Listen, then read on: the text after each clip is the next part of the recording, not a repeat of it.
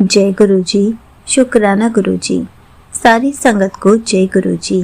संगत जी, क्या आप भी बहुत परेशानी में हैं?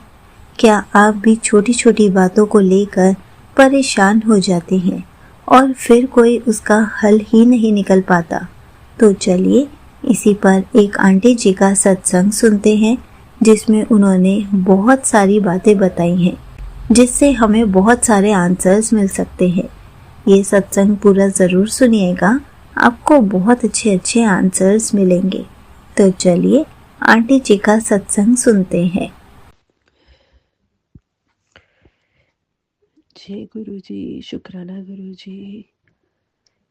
गुरु जी ने आज मुझे फिर से मौका दिया सत्संग करने का, और इसके लिए मैं गुरु जी की बहुत बहुत आभारी हूँ, और तहे दिल से मैं उनका शुक्राना करना चाहूँगी। और गुरु जी का स्वरूप इस टाइम पे मेरे बिल्कुल सामने है, और मैं चाहती हूँ कि गुरु जी आप मुझे सत्संग करने की अनुमति भी दें, और मुझे वर्ड्स दें, और संगत परिवार के लिए जो भी मैसेज है वो दें, मेरे लिए, सब परिवार के लिए, क्योंकि हम सब गुरु जी का परिवार है, तो सबके लिए सब कुछ इक्वल ही है। तो सत्संग शुरू करने से पहले मैं गुरु जी का मंत्र जाप करना चाहती हूँ। ओम नमः शिवाय, शिव जी सदा सहाय। ओम नमः शिवाय, गुरु जी सदा सहाय। ओम नमः शिवाय, शिव जी सदा सहाय। ओम नमः शिवाय, गुरु जी सदा सहाय। जय गुरु जी। शुक्राना गुरु जी। संगत जी, अगर सत्संग करते हुए मुझसे कोई भी भूल चूक हो जाए तो प्लीज़ माफ़ कर देना, और गुरु जी की जितनी भी संगत है मैं उनको भी प्रणाम करना चाहूँगी, क्योंकि हर किसी के अंदर कहते हैं रब बसता है। तो सबको मेरा प्रणाम है, और जय गुरु जी है। संगत जी, एक्चुअली ये जो सत्संग मैं करने जा रही हूँ, ये मतलब ये काफ़ी पुराना हो चुका है, मतलब पर क्या था कि हम लोग थोड़े से होते हैं ना कि जैसे आज कर लेंगे, कल कर लेंगे, बस ऐसे करते करते मैंने थोड़ा सा टाइम निकाल दिया। लेकिन आज गुरु जी का जो फरमान आ रहा था वो बहुत स्ट्रांगली आ रहा था। तो जैसे गुरु जी ने बोला कि आज तुझे बैठ के सत्संग करना है, भले ही तू पाठ कर या ना कर, पर तुझे आज सत्संग करना है। तो सॉरी संगत जी, एक्चुअली मेरी थोड़ी आवाज़ भी ऐसे निकल रही है क्योंकि मुझे थोड़ा कोल्ड हुआ पड़ा और फीवर हुआ पड़ा है।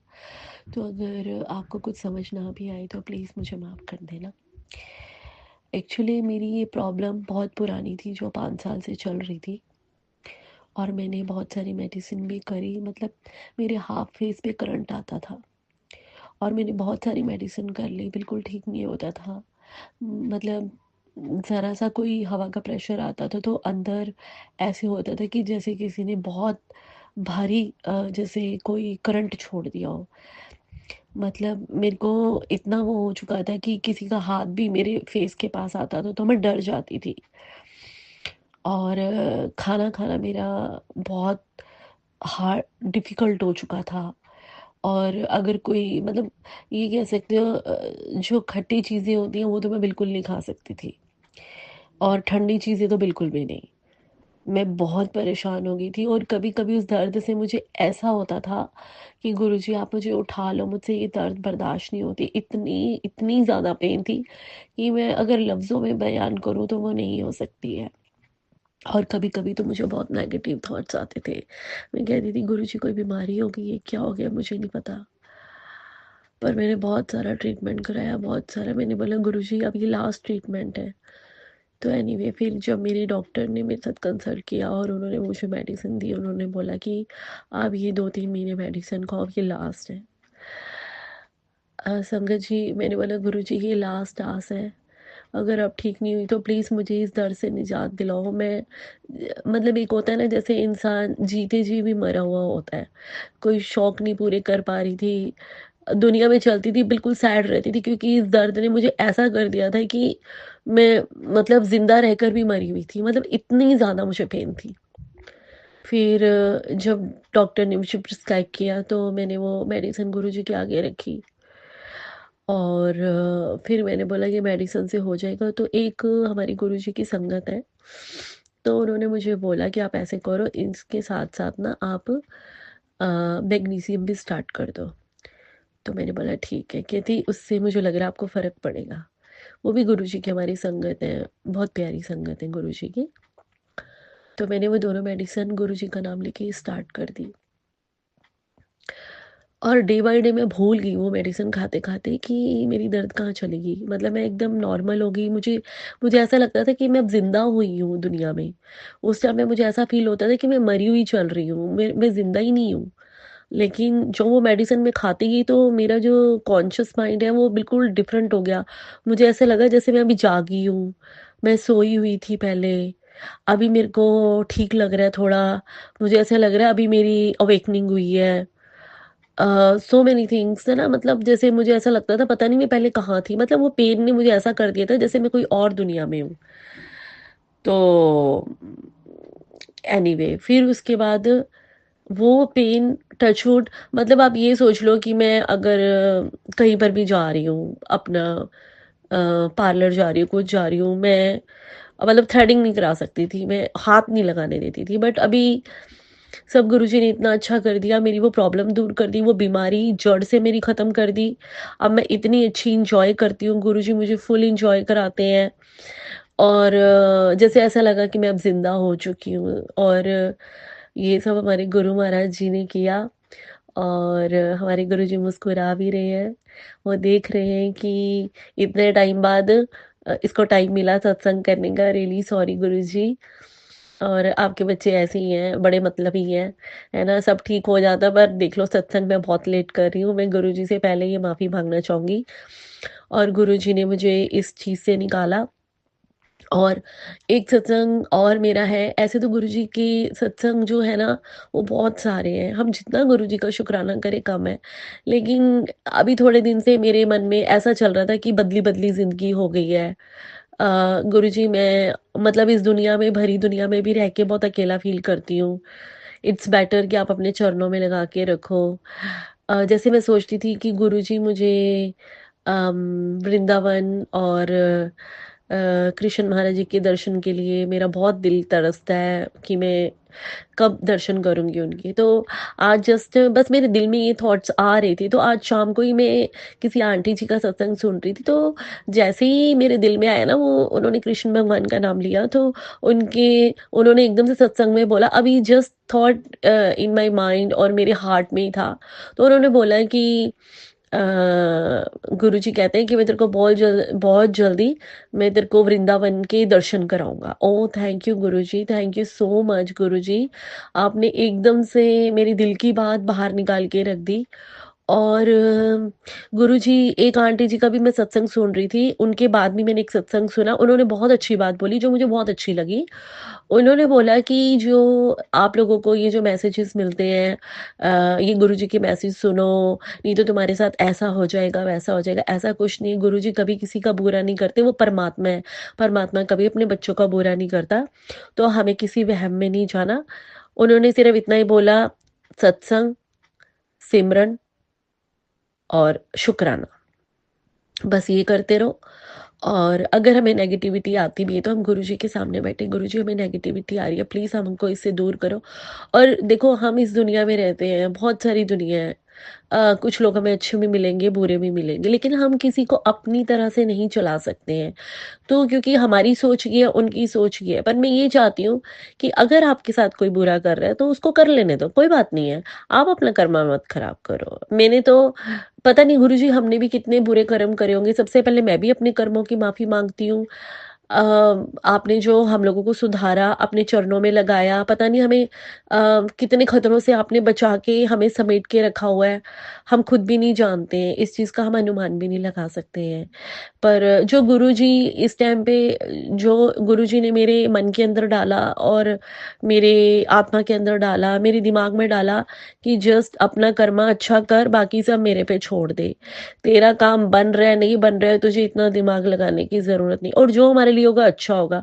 वो आंटी जी ने बहुत अच्छा मैसेज दिया कि अगर कोई बीमार है तो उन्होंने बहुत अच्छा एक बोला कि मेरा वैद गुरु गोविंदा, अगर कोई बीमार है तो बस ये जाप करते रहो सुबह शाम, मेरा वैद गुरु गोविंदा। और अगर किसी के काम नहीं बनते तो प्रभ के सिमरन कारज पूरे। तो अभी मैंने ये सत्संग सुना तो मैंने बोला मैं ये हर संगत को दूं, क्योंकि गुरु महाराज जी हमेशा कहते हैं बानी सुनो, बानी में तुमको सारे शब्द मिलते हैं, तुम्हें तुम्हारे क्वेश्चंस का आंसर मिलता है। तो एटलीस्ट हमें किसी वहमों में नहीं जाना, क्योंकि बहुत सारे ऐसे मैसेज गुरुजी के नाम को लेके आते हैं, तुम ये करो, तुम वो करो, ब्लैक मैजिक करे। हाँ ठीक है, ब्लैक मैजिक होता है गुरुजी की कई पुरानी, जो देखो जो पुरानी संगत है गुरुजी की, उनको सब कुछ पता है, उनके सत्संग बहुत सारे आते हैं, तो मैं उनको उस ब्रॉडकास्ट को मैं बहुत सुनती हूँ, क्योंकि उनको असलियत पता है कि गुरुजी क्या चाहते थे।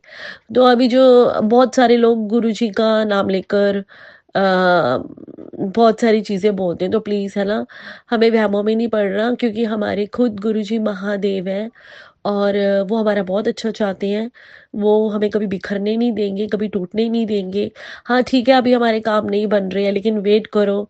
मैं भी सोचती हूँ कि गुरुजी मेरा वो काम नहीं हो रहा, मैं बहुत परेशान हूँ। हाँ ठीक है, परेशान हो, गुरुजी के आगे मैं ज़रूर बैठती हूँ, रोती हूँ, बोलती हूँ गुरुजी वो काम नहीं हो रहा। डेफ़िनेटली वो गुरुजी करेंगे, क्योंकि गुरुजी कहते हैं अपना दिमाग लड़ाने की ज़रूरत नहीं है, फट में जाने की ज़रूरत नहीं है, मेरे पे छोड़ दे। ये बहुत बार मेरे को मैसेज आ रहा है। तो ये गुरुजी का सत्संग था और गुरुजी ने मेरी बीमारी ठीक करी। गुरुजी ने मेरी दिल की बात निकाल के सत्संग में रखी और गुरुजी ने ऐसी-ऐसी चीज़ें कर देते हैं कि जो हमारे अभी दिल के अंदर होती है और वो बाहर निकल के आ जाती हैं। तो हम कह सकते हैं गुरुजी हमेशा मेरे साथ हैं। जिस तरह से मैं माता रानी को मानती हूँ, माँ दुर्गा को, महादेव को, तो हमेशा मेरे को सत्संग में मैसेज याद आता है कि तेरी माँ माता रानी और मैं तेरे साथ ही हैं। और थैंक यू गुरुजी, शुक्राना गुरुजी कि आपने मुझे ये सब दिया। और प्लीज़ आप अपनी सारी संगत पे अपना कृपा भरा हाथ रखें, और ये जो आंटी जी सत्संग कर रहे हैं, इनके ऊपर मेहर भरा हाथ रखें कि ये इतना नेक काम कर रहे हैं और इनके परिवार को इनको बहुत खुश रखें। ऑलवेज़ ब्लेसिंग आंटी जी की आपके परिवार के लिए और सारी संगत के लिए भी, और सर्वत का भला हो। और गुरुजी सबके बच्चों पे मेहर बना के रखें, सबके परिवारों पे मेहर बना के रखें, सबका घर फले फूले और गुरुजी अपना मेहर और कृपा रखें, और जो भटक गए हैं उनको रास्ते पे लेके आए। और बस यही मेरा सत्संग है। और फिर नए सत्संग की तैयारी करेंगे और गुरुजी अपने आप करवाएँगे, और उन्होंने कब कराना है ये उनके आदेश से होगा। तो मैं गुरुजी को शुक्राना करती हूँ। थैंक यू गुरुजी, शुक्राना गुरुजी, लव यू गुरुजी। आप अपनी हर बेटी के सिर पे हाथ रखते हो, हर बेटे के सिर पे हाथ रखते हो, और आप नाना भी हो, दादा भी हो, सब कुछ हो। तो ऑलवेज़ बस हमेशा ऐसे ही अपने परिवार को बस अपने चरणों में लगा के रखना, कोई भी ना आपसे बिछड़े, अपनी मुट्ठी संगत बना के रखना गुरुजी। और शुक्राना गुरुजी। और संगत जी, अगर कोई सत्संग में गलती हो गई हो तो प्लीज़ मुझे माफ़ कर देना।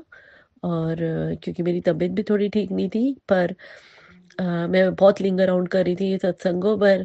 आज जो स्ट्रांगली संदेश था, मैं अब गुरुजी के आदेश को मैं इग्नोर नहीं कर सकती थी, क्योंकि आज मेरे फादर का बड़ा कड़क संदेश था, तो मुझे करना ही था। और जय गुरुजी, शुक्राना गुरुजी, जय गुरुजी संगत जी। और मैं अगले सत्संग की तैयारी के लिए मैं मंत्र जाप करना चाहूँगी। ओम नमः शिवाय, शिव जी सदा सहाय। ओम नमः शिवाय, गुरु जी सदा सहाय। जय गुरु जी, शुक्राना गुरु जी, और जय गुरु जी संगत जी। Thank you so much aunty ji, आपने अपना सत्संग पूरे गुरु परिवार के साथ शेयर किया। संगत जी, देखा आपने कैसे गुरुजी हमारा हाथ थामते हैं, कैसे गुरुजी हमारे सारे रोगों को जड़ से ख़त्म कर देते हैं, कैसे हमें टेलीपैथी से मैसेजेस समझवाते हैं, कैसे हमें और संगत से भी जोड़ते जाते हैं ताकि हमें हमारे क्वेश्चन के आंसर्स मिल सके, कैसे गुरुजी संगत के रूप में आकर भी हमारी मदद कर जाते हैं। संगत जी, हमें हमेशा जब भी कोई रोग हो, कोई बीमारी हो, कोई परेशानी हो, कोई कष्ट हो, तो हमें गुरुजी से बातें करनी चाहिए। गुरुजी को सब कुछ बताना चाहिए ताकि गुरुजी हमारी प्रॉब्लम के सॉल्यूशंस निकाल सके, हमारे रोगों को जड़ से ठीक कर सके। गुरुजी ने हमें इतनी सारी ब्लेस चीज़ें दी हैं जिसे हम यूज़ करके अपने रोगों को, परेशानी को, अपने तनाव को, अपनी नेगेटिविटी को दूर कर सकते हैं। संगत जी, जब भी आपको कभी भी कुछ अजीब सा फील हो, गुरुजी के पास बैठिए, उनसे बातें कीजिए, उनको अपनी दिनचर्या के बारे में बताइए और फिर नज़ारे देखिए कैसे आपकी सारी प्रॉब्लम्स छूमंतर हो जाती हैं। जय गुरुजी, शुक्राना गुरुजी।